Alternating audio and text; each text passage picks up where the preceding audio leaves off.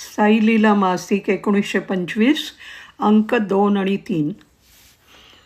राव बहादूर मोरेश्वर विश्वनाथ प्रधान यांचे कुटुंब सौ छोटूबाई यांचे श्री साईबाबांबद्दलचे अनुभव. श्री साईबाबा समर्थ. एकदा असं झालं की आमच्या घरातील सर्व मुलांना गोवर झाला. त्यात एका मुलास फारच आला व स्वभावता तो अशक्त असल्याकारणाने 4-5 दिवसानंतर तो मुलगा आजची रात्र काढीत नाही असे डॉक्टरांना वाटून त्याने जातेवेळी तो मुलगा आजची रात्र काढणार नाही असं घरातील इतर मंडळींना स्पष्ट सांगितलं. डॉक्टर गेल्यानंतर सर्व मंडळींची तोंडं मला उतरलेली दिसली. मुलगा तर अगदी थकून गेलेला.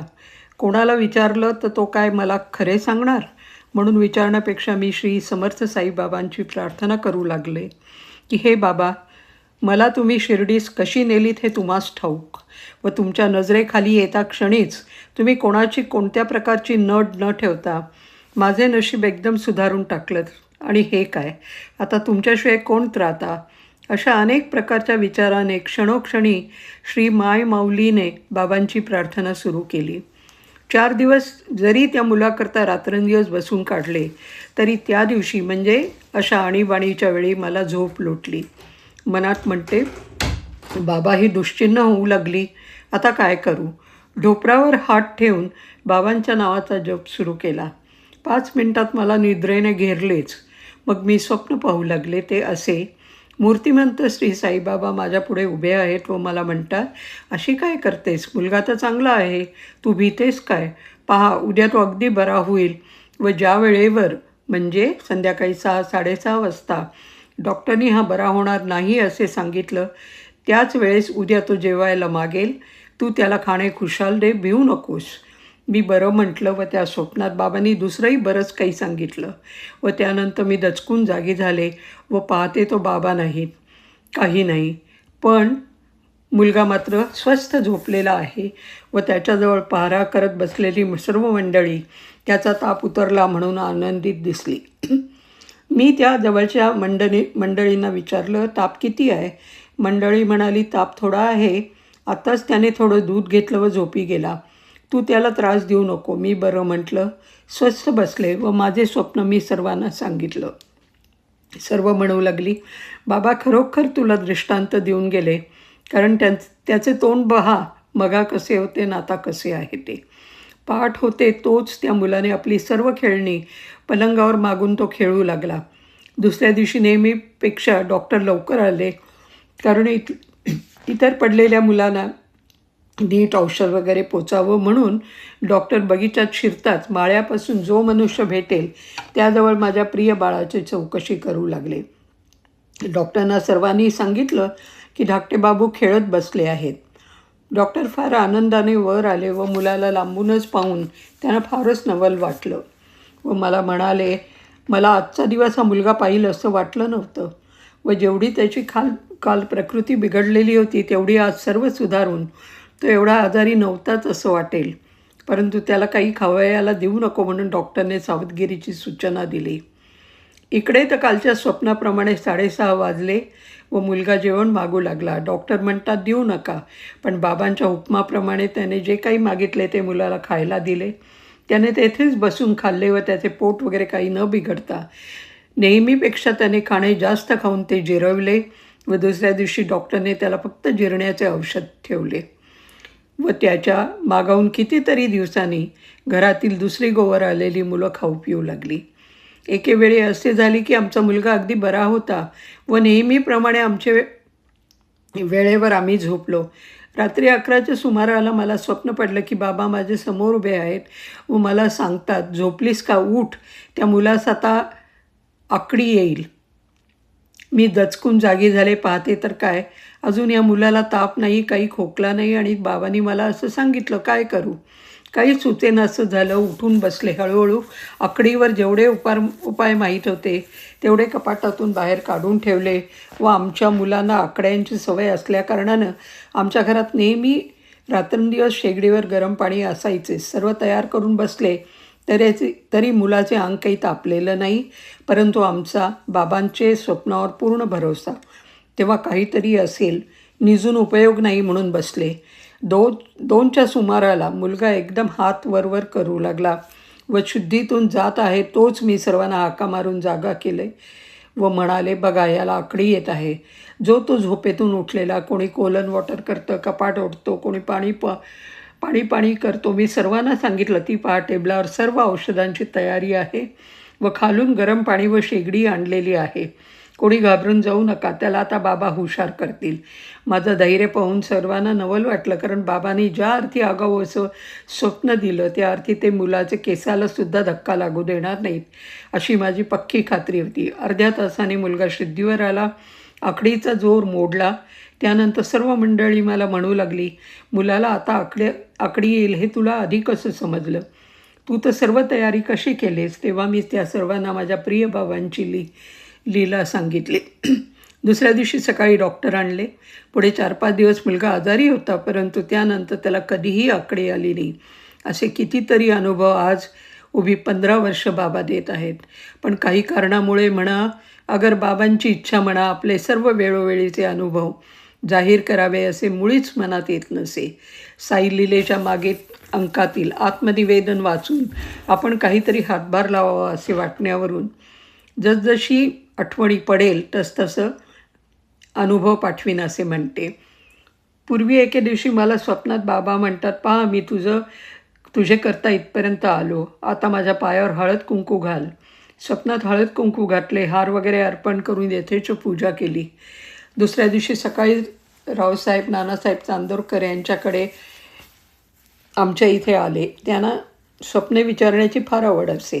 त्याप्रमाणे त्यांनी सर्वांना विचारून माझ्यावर जेव्हा वेळ आली तेव्हा मी वरील स्वप्न त्यांना सांगितलं. म्हणाले, आता तुम्ही रुपयाच्या पादुका करा व केव्हा शिर्डी बाबांकडे जाल तेव्हा बरोबर न्या व बाबांचे पायाला लावून आणा. त्याप्रमाणे आमचा लवकर जाण्याचा सुयोग आला व आम्ही पादुकाही नेल्या. नित्याप्रमाणे मी पूजा करून मग पायाला पादुका लावीन असे मनातल्या मनात म्हणत आहे, तोच बाबांनी एक पाय उभा व एकच पाय खाली ठेवला होता. त्या एका पायाची सर्वांनी पूजा केली, पण अंतर्यामी माझ्या पादुकाविषयी ठाऊक असलेल्या बाबांनी मी त्यांच्या पूजेचे बसताच त्यांनी पादुका नीट ठेवता येतील असे दोन्ही पाय सारखे केले व मला म्हणाले की पायावर पादुका नीट ठेव आणि पूजा कर. मग मी पायावर पादुका ठेवून पूजा केली.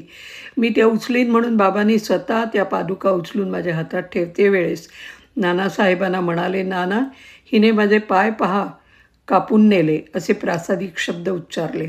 त्याप्रमाणे आम्हावर किती जरी संकटं आली तरी ते आमचे पाठीराखे आहेत अशी क्षणोक्षणी खात्री करून दाखवतात.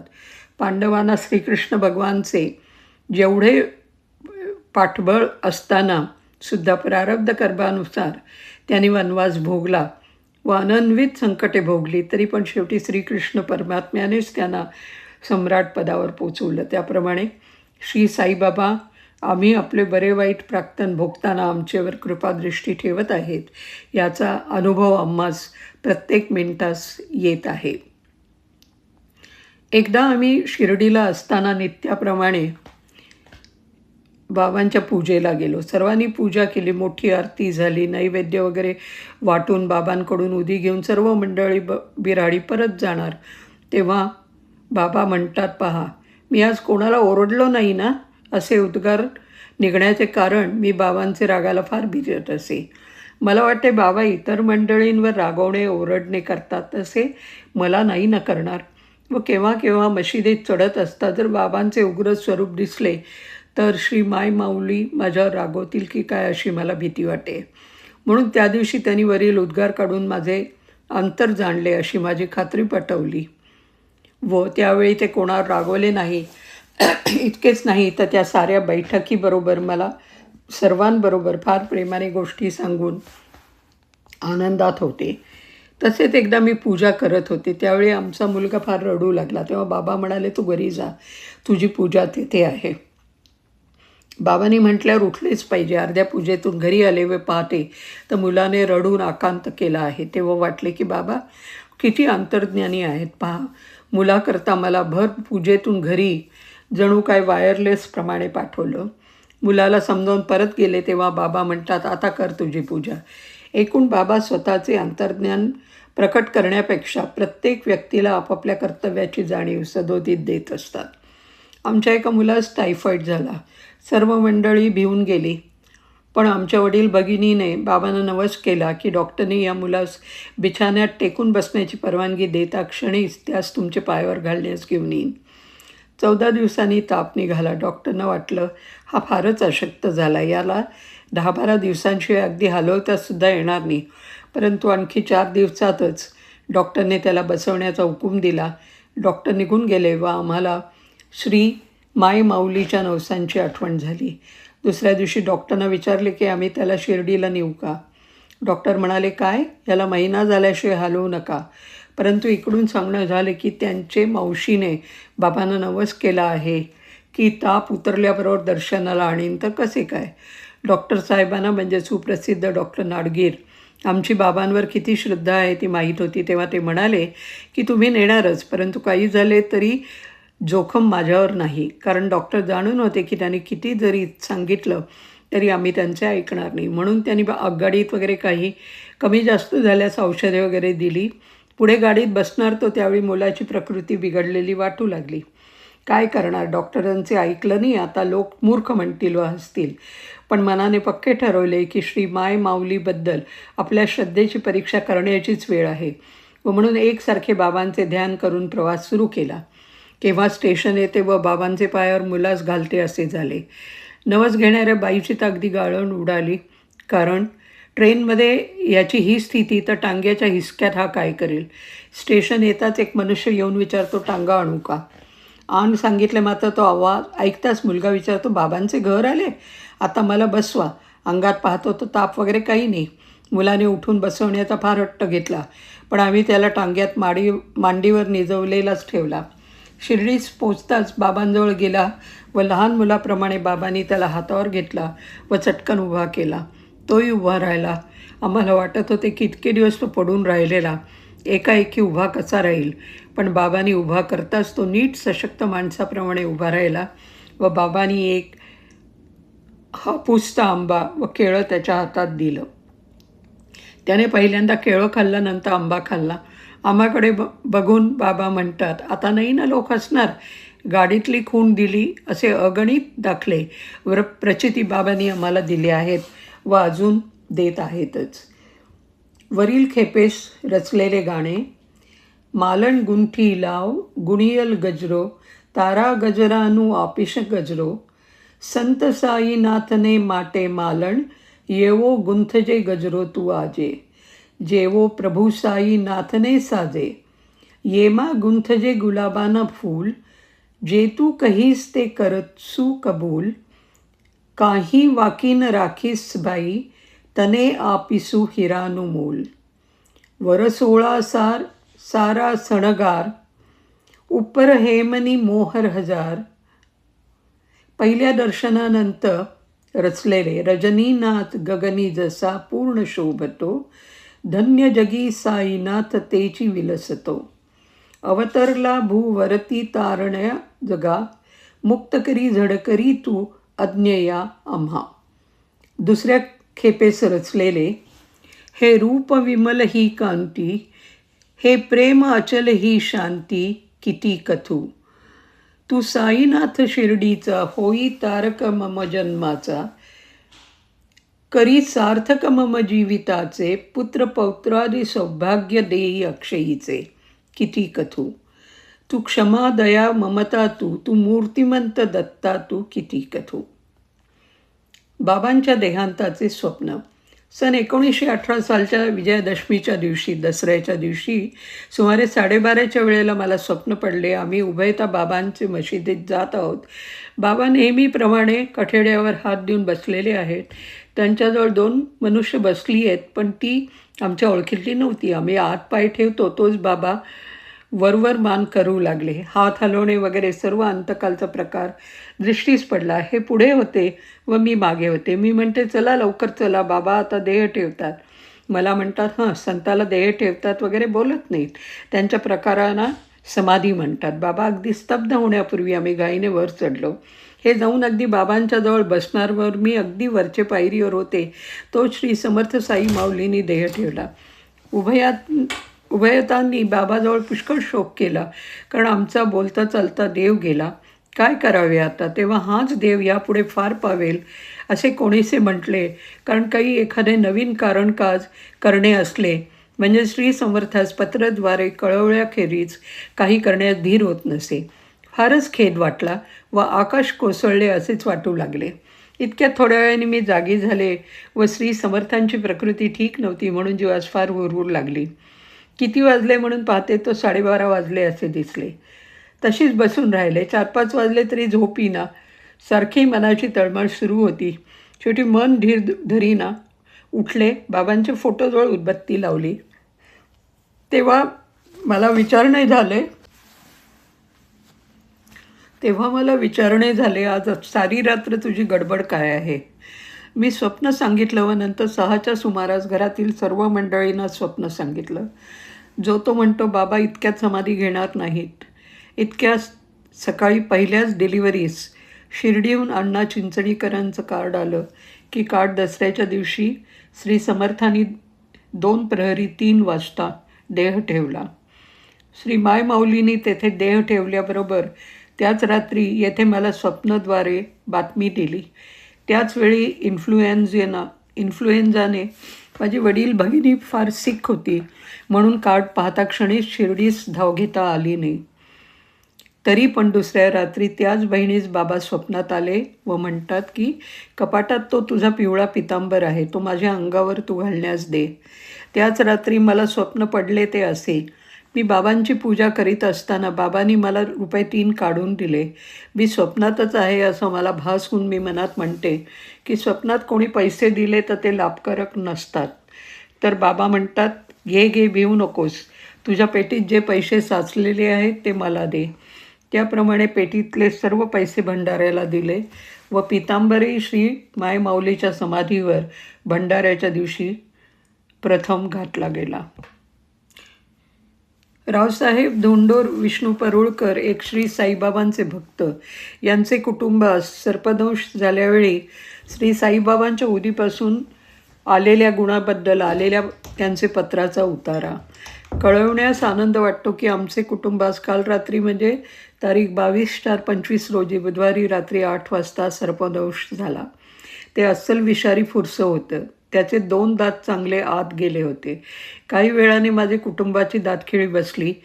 सर्व उपाय केले परंतु आचके येऊ लागले. तेव्हा श्रीचे चरणाजवळ सौ सत्यभामा बाईस ठेवून श्री साईबाबांचा धावा केला व उत्तम उपाय म्हणून श्री साईबाबांची उदी 5-5 मिनिटांनी पाण्यातून पिण्याला दिली. घरी श्री पुढे धूप जाळीत असतो त्याचा अंगारा लावला. 3 वेळा श्री शरण जाऊन श्रीची उदी दात लागल्या ठिकाणी लावली व नंतर श्रीचे उदीने व कृपेने 3 वाजता आराम पडला. ठीक आहे करिता आपण हे श्री साई लीलेत छापाल व श्रींचा आशीर्वाद व प्रसाद पाठवाल अशी आशा आहे. श्री साई समर्थ कांदिवली 17/4/25. रावसाहेब आनंदराव परशुराम डोळस यांना श्री साईबाबांचा आलेला अनुभव. मी यंदाच्या श्री रामनवमीच्या उत्सवात श्री शिर्डीस येण्याचा विचार केला होता व नेहमीप्रमाणे आमच्या हेड क्लार्कना विचारून 1 महिन्याचा रजेकरता अर्ज केला. ज्या दिवशी रजेचा अर्ज केला त्याच्या 8 दिवस अगोदरपासून माझा असिस्टंट आजारी होता. त्यामुळे माझ्या रजेला बाध आला व माझ्या मनाला रात्रंदिवस शिर्डीस जाणे कसं होईल याची तळमळ लागली होती. तेव्हा मी श्री साईबाबांचे स्नावन करून माझा रजेचा अर्ज हेड क्लार्कच्या हातात दिला व त्यांनी तो अर्ज ताबडतोब साहेबांकडे दाखल केला. मी 1 महिन्याची रजा मागतो असे कळवलं तेव्हा साहेबांनी त्याला प्रश्न केला की त्याचा असिस्टंट आजारी आहे, हा रजेवर गेल्यावर त्याचे काम कोण बघणार, करिता त्याला सध्या रजा देता येणार नाही. हे शब्द ऐकून तर माझ्या मनाला फार वाईट वाटलं. माझ्या मनात एक प्रकारचा द्वेष उत्पन्न झाला. मी मनात श्री साईबाबांना उद्गार काढले की मी आपल्या दर्शनाकरता येण्यास फारच उत्सुक झालो आहे व माझ्या पुढे जर अशा अडचणी उभ्या आहेत आणि जर आपण मला रजा देवली नाही तर मी माझ्या नोकरीचा राजीनामा देईन, पण आपल्या दर्शनास आल्याखेरीज राहणार नाही. दुसऱ्या दिवशी रजा न मिळाल्यास माझा राजीनामा देण्याचा विचार मी माझ्या हेड क्लार्कला कळवणार होतो आणि घरातून ऑफिसला निघताना मी हेच वरील उद्गार श्री बाबांच्या फोटोजवळ काढले. ऑफिसात गेल्यावर मी हेड क्लार्कला माझ्या रजेबद्दल विचारलं तेव्हा त्यांनी ताबडतोब साहेबांकडे जाऊन मला 2 आठवड्यांची रजा मिळावी अशी तजवीज केली व त्याप्रमाणे श्री बाबांच्या कृपेकरून मला ती मिळाली. तात्पर्य, श्री बाबांच्यावर पूर्ण श्रद्धा असल्यास कोणत्याही कामात अपयश येत नाही. आपला नम्र आनंदराव डोळस. रावबहादूर गणेश पांडुरंग बेंद्रे यांचे श्री सद्गुरू साईबाबा यांच्या संबंधाचे अनुभव. श्री समर्थ साईबाबांचे दर्शन घेण्याबद्दल अंधेरी येथील बँडर श्री रामचंद्र सीताराम देव याही माझे मनात प्रेरणा केल्यावरून इसवी सन 1911 साली मी दर्शनाला गेलो. त्याला आज 14 वर्ष झाली. समर्थ असताना मी त्यांचे दर्शनास वर्षातून 3 वेळा जात असे. दर्शन झाल्यापासून मला अनेक तऱ्हेचे अनुभव दिले आहेत व स्वप्नात सुद्धा दर्शन देत जो जो प्रकार स्वप्नात होत असे तो मी ज्याला त्याला सांगत असे. एके दिवशी मी समर्थांचे जवळ बसलो असताना त्यांनी मला जवळ बोलवलं व म्हणाले, उगाच ज्याच्याजवळ त्याच्याजवळ बकवा का करत असतोस, अशी बकबक करू नये. तेव्हा मी समजलो की स्वप्नातील हकीकत मी पाहिजे त्याजवळ सांगतो. त्यामुळे बाबांनी हे मला मुद्दाम सांगितलं. त्यावेळेपासून मी माझे अनुभव कोणास सांगत नसे. मासिक पुस्तकात देखील प्रसिद्ध केले नाहीत, परंतु शके 1847 नवमीच्या उत्सवात शिर्डीस गेल्यावेळी मशिदीत दर्शन घेऊन मी व रावसाहेब देव वगैरे मंडळी बसलो असताना तेथे रावसाहेब अण्णासाहेब दाभोळकर दर्शनाला आले. दर्शन घेतल्यावर ते मला व रावसाहेब देव यांना म्हणाले की तुम्ही बाबांचे अनुभव देणार होता ते अद्याप तुमच्याकडनं आले नाहीत. काही रावसाहेब अण्णासाहेब यांचे मनात मला अनुभवाबद्दल विचारण्याची प्रेरणा केली अशी माझ्या मनात समजूत झाल्यामुळे मी थोडेसे अनुभव देत आहे. पहिले दर्शनाचे वेळी मी समर्थाजवळ मागणे मागितले की आपले दर्शन नेहमी मला घडत असावं. तेव्हा समर्थांनी सांगितलं की जा, तुझ्या मनाप्रमाणे होईल. त्याप्रमाणे समर्थांची भक्तिरूप सेवा ह्या काळपर्यंत होत आहे. माझ्या मनात बाबांचे पादुकाचे पूजन नेहमी व्हावे असे आल्यावरून मी चांदीच्या पादुका करून श्री समर्थांकडे घेऊन गेलो. त्यांचे हातून पादुका मिळाव्या, मग पूजा करावी अशी माझी इच्छा होती. मी पादुका बाबांजवळ देण्यासाठी मशिदीत रावसाहेब काकासाहेब दीक्षित यांचे हातात दिल्या. बाबाही त्या आपल्या हातात न घेता परमारे श्री रावसाहेब काकासाहेबास त्या मजजवळ देण्यास सांगितले व मला जायला सांगितलं. मी पादुका घेऊन रावसाहेब काकासाहेब यांचे वाड्यात आलो, परंतु बाबांच्या हातून मला पादुका मिळाल्या नाहीत व त्या त्यांच्या हातूनच मिळाव्या अशी माझी अनावर इच्छा असल्यामुळे मी पुन्हा पादुका घेऊन दुपारी मशिदीत गेलो. त्यावेळी रावसाहेब माधवराव देशपांडे तेथे होते. बाबांजवळ पादुका देण्यासाठी मी त्या त्यांच्याजवळ दिल्या. त्यांनी त्या समर्थांजवळ दिल्या. त्यावेळी समर्थांनी मला जवळ बसवलं, बोलवलं, चिलीम ओढण्याला दिली व माझ्या हातात पादुका देऊन मला नारळ दिला. तो मी पदरात घेतला. बाबाही माझे अंतःकरण जाणून माझ्या हातात पादुका व नारळ दिल्यावर माझे मनाचे शांतवन झाले. गुंदिवली येथे गावठणात जागेचा एक तुकडा होता. तो जागा घेऊन राहण्यास तेथे घर बांधावे अशी इच्छा माझे मनात आल्यावरून शिर्डी येथे अण्णा चिंचणीकर यांच्या नावावर समर्थास विचारण्याकरता पत्र लिहिले. जर बाबांनी आज्ञा दिली तरच घर बांधायचे असा माझ्या मनाचा निश्चय होता. अण्णा चिंचणीकरांनी बाबांना पत्र वाचून दाखवलं. बाबांनी घर बांधावयास आज्ञा दिली. त्याप्रमाणे अण्णा चिंचणीकरांचे पत्र आले की बाबांना पत्र वाचून दाखवलं व त्यांनी सांगितलं की घर बांधावे, काही हरकत नाही असे अण्णा चिंचणीकरांनी कळवल्यावरून मी जागा घेऊन घर बांधण्यास सुरुवात केली. पाया पुरा झाल्यावर मी शिर्डी समर्थांकडे गेलो. मशिदीत मी व इतर 15-20 मंडळी बसलेली होती. बाबांच्या अनेक तऱ्हेच्या गोष्टी चालल्या होत्या. बाबा ही गोष्टी सांगता सांगता माझे घराचा प्लान जसा आहे तसा हाताने जमिनीवर दाखवून म्हणत होते की सभोवती चारी बाजूने घाण. तेव्हा आपले मनात समजलो की बाबाही माझे घराचाच प्लान काढून दाखवला. त्यांचे म्हणण्याप्रमाणे चारी बाजूने घाण आहे. मी बाबांचे चरणावर मस्तक ठेवून विचारले, बाबा आपण आज्ञा दिल्यावरून घराचे काम सुरू केले, पायास बराच खर्च झाला. पुढे घराचे काम कसं होईल? तेव्हा बाबा म्हणाले, जा काही चिंता करू नको. समर्थांचे सांगण्यावरून घर कोणाची एक पै देखील कर्ज न काढता तयार झाले. माझी स्थिती पूर्वी गरिबीची होती, त्यामुळे घराचे काम होईलच असे वाटत नव्हते. परंतु बाबांच्या प्रसादामुळेच माझी स्थिती थोडी सुधारत चालली. मी बाबांना दक्षिणा देतेवेळी म्हणालं, एक दिला तर 10 10 होतील. तेव्हा त्यांच्या उक्तीमुळेच माझ्या धंद्यात मला चांगलं यश येऊ लागले. एप्रिल सन 1918 इसवी महिन्यात शिर्डीस मी समर्थांचे दर्शनास गेलो. एके दिवशी दुपारी 3-4 वाजण्याचे सुमारास मी मशिदीत गेल्याबरोबर मला बाबांनी सांगितलं, येथे बसू नको. अगोदर बुट्टींकडे जा आणि त्यांच्याजवळून 10 रुपये मागून घेऊन ये. त्याप्रमाणे मी रावसाहेब काकासाहेब दीक्षितांच्या वाड्यात श्रीमंत रावसाहेब बुट्टीसाहेब बसले होते. त्यांना नमस्कार करून सांगितलं की बाबांनी आता 10 रुपये मागितले आहेत. तेव्हा बुट्टीसाहेब मला म्हणाले की बाबांना नमस्कार सांगा. आत्ताच आमचा कारकून येथे वारला आहे, त्याला नेण्याची तयारी चालली आहे असं बाबांना सांगा. मी तसाच मशिदीत आलो. मशिदीत येताच बाबांनी मला पाहिल्याबरोबर विचारले की बुट्टीने काय सांगितलं. तेव्हा श्री रावसाहेब बुट्टीसाहेब यांनी सांगितलेली हकीकत बाबांना सांगितली. 10-15 मंडळी बाबांजवळ बसली होती. त्यात बाबांनी मला सांगितलं की फार वाईट झालं, जा, घाबरू नको, धीर धरावा, हातपाय गाळू नये.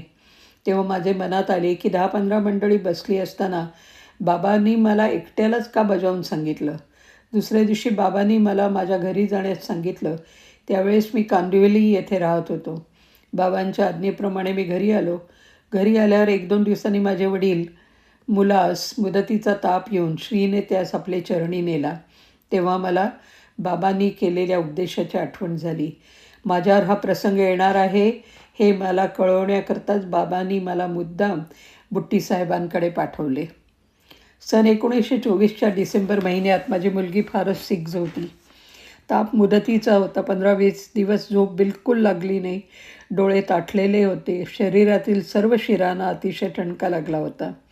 डॉक्टरांची व वैद्यांची औषधं 2-4 इंजेक्शनं केली, परंतु काही केल्या झोप येईना. शेवटी त्या स्थितीत तिच्या सासरकरानं तिला माझ्याकडे आणली आणि त्याच दिवशी आम्ही तिला श्री समर्थ साईबाबांची उदी लावण्यास व पिण्यास दिली. उदी देताच तिला थोड्या वेळाने चांगली झोप लागली व पुढे तिची तब्येत सुधारू लागली. श्री सद्गुरू साईबाबा प्रसन्न. एका डॉक्टरांचा श्री साईबाबांबद्दल अनुभव. पुणे, शुक्रवार पेठ, 21/4/25. साष्टांग नमस्कार. विनंती विशेष. आपण खालील अनुभव आपल्या साईनाथ लीला मासिकात प्रसिद्ध कराल अशी आशा धरून लिहित आहे.